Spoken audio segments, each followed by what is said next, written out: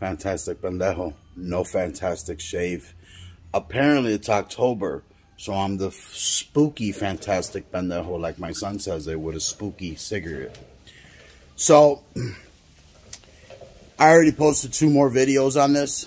If you guys seen them, my first video was the embarking of trying to wrap my fucking head around this. I'm so fucking irked.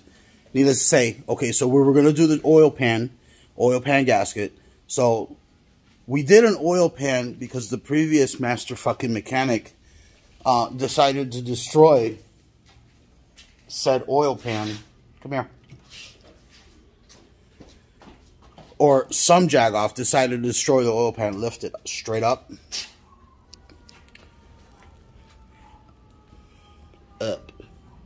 And decided to do that to it. So, yeah, not only was the fucking gasket needed to be changed because it was destroyed, but the pan needed to be fucking taken out. Needless to say, you have to take pan out to get to the gasket. So, we watched other videos. Got my crew together. We were in there. Since you have to lift the engine, you might as well change the engine mount. The engine mount on this one was completely destroyed. So,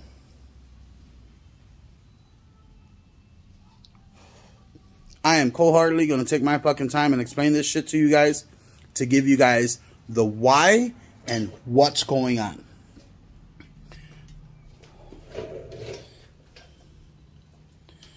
Here we go. So, I'm not sure what platforms. I'm explaining it for the 03 Regal. I believe the Grand Prix is the identical platform. What do I mean? It is the identical setup. Yes, Park Avenues have 3.8s, but the engine mount is located up here, in between here. So this does not pertain to a Park Avenue. This pertains to these engines that have, this in particular, engine mount setup that has that fucking little engine mount cradle. This is the engine mount bracket that must absolutely come off because it will not give you clearance. Now, there are a total of 3 there, 2 on the other side, 2 there. These are all 15 millimeter. So, one of the videos said, hold it just like that, that this one could be reached with a ratchet. Yes, 3/8 15 millimeter. This one is a ratcheting wrench. This one, ratcheting wrench. Ratcheting wrench on both of those. Okay? Now, the shit that they don't fucking tell you, which just chapped my ass in the last video, was how the hell do I get that engine that far up? No one's saying anything. All they're telling you is grab an engine hoist, grab a jack stand, grab this, grab that, do this Chinese arithmetic shit, and magically the fucking engine comes up. Dead fucking wrong. Does not magically fucking come up. We were lifting this thing for hours on end, trying to figure out why it would not come up per the video. I have a bright LED light here. See that axle? See the position? If you do not loosen that up, just loosen it, or preferably remove the nut so the axle has the ability to move back and forth. When you raise that engine is going to pull on that axle, causing the engine to come up even further. When we went under there to clean the rest of the gasket and the gasket mating area, I ended up using a very fine honing stone. No, I did not fucking go ham on it. Okay, very gently, very lightly, a little bit of WD-40, cleaning up the mating area. What I ended up using for the pickup tube, because the gasket would not come off that motherfucker with a razor blade. Before I jag my money off, I invest in my garage and I invest in tools. I bought that. Yes, it's upside down.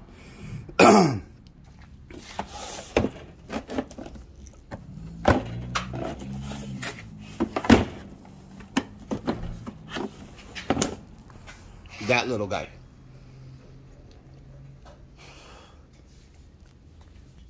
Believe you me, that tool won, gasket loss. And again, very gently, knowing how to manage your tools, knowing how to hold the tool so that you're not pressing in there and gouging the mating area. That tool got out. You'll have you'll have a lot of fucking guys out there, oh, just leave the pickup tube loose. No, you fucking pendejo. Tighten the fucking pickup tube with the new gasket. Tighten it up. Massage the gasket in there. Or you can, if you have enough clearance, like we did, made sure that the axle was loose so the engine, we had enough clearance to massage the pan in there. What you're going to find, reason why you need a lot of clearance, is because of this. The bottom of that pan needs to clear that lip. Once you start massaging things back in its place, if this is not high, that engine is not high enough, it will not clear that. Once you get the pan in there, then you go on ahead and you run your little bolts, take them, snug them up, do what you need to do, secure the pan. Put that little bracket that goes back in here, put it back up. We have not attempted to put the bracket back in, but I will tell you this, that fifth one that's all the way up and towards the back, yeah, fuck that bolt. That bolt ain't going back. That fifth one is not needed. If you're feeling froggy and want to attempt it, by all means, I support you on that decision. Go for it.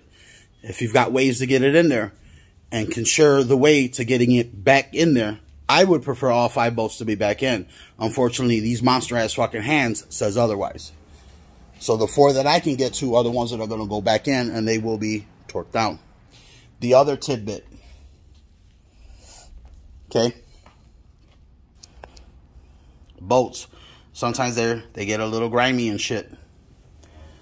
Gasoline.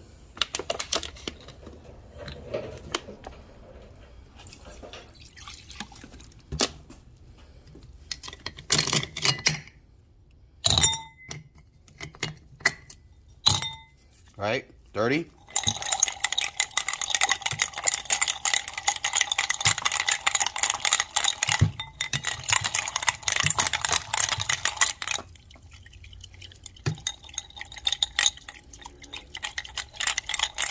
A little swishy swish goes a long way.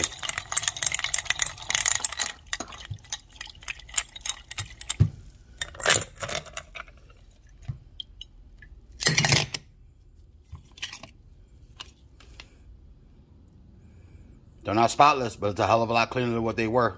It's a lot better than using brake clean. But again, take them, swish them around in gasoline a little bit, let them bitches dry. You want to let them completely air dry. Okay? You want to let them sit in there a little longer, make sure they're spotless, do just that. Take them, dump them fuckers back in there, let them soak. Just let them soak. That's what we ended up using, a little bit of gasoline in there and getting all that stuff cleaned up. It was really bad. That's your tidbit. That's the shit that they don't tell you. So my ass was really chapped. And again, 3/8, 15 millimeter ratchet and 15 millimeter socket. Okay. That's going to be for the one that the guy was saying, hey, yes, you can reach the top one with a ratchet. Yes, he was right. Other guys are sitting there, they're using these little fancy tools where it's got like a little step, it comes down. Okay. Yes, it works. However, you want to be careful. There's limited space. You want to be able to get that tool out. That's why I ended up using just a regular ratcheting open end. It's at a little bit of an angle, but if you good with your hands, you'll be able to massage it out. It does take time to get that bracket out. I'm gonna say, because it was limited space, it did take us about a good hour, just per one of the videos said, yes, it takes an hour. But the shit that they're not telling you is loosening up that axle. That axle is key, because as you raise it, it's going to pull on that axle and it's going to stop it from coming up. Once we loosened up that axle, we had unlimited room towards where we needed to go. Again, we only loosened it. Could we have gone a little bit more? Yes. I would suggest try to get the nut out as far out as you can, or if not, just take the nut and remove it out completely. All you got to do is just take it, move the splines over, pop it right back in when you're done. Again, you just don't want to sit there, put everything back in, and attempt to go lower it if the splines aren't lined up. You want to have somebody lower the vehicle very slowly, get the splines lined up, and pop it back in. But you want that axle free, so it gives you the ability to really lift it. When you're embarking on doing the engine mount and the pan gasket, since you're in there, yes, do the engine mount. I would also just suggest to do the transmission mount, because it's such a steep angle, you are going to hurt the transmission mount. All right? Holla at your boy.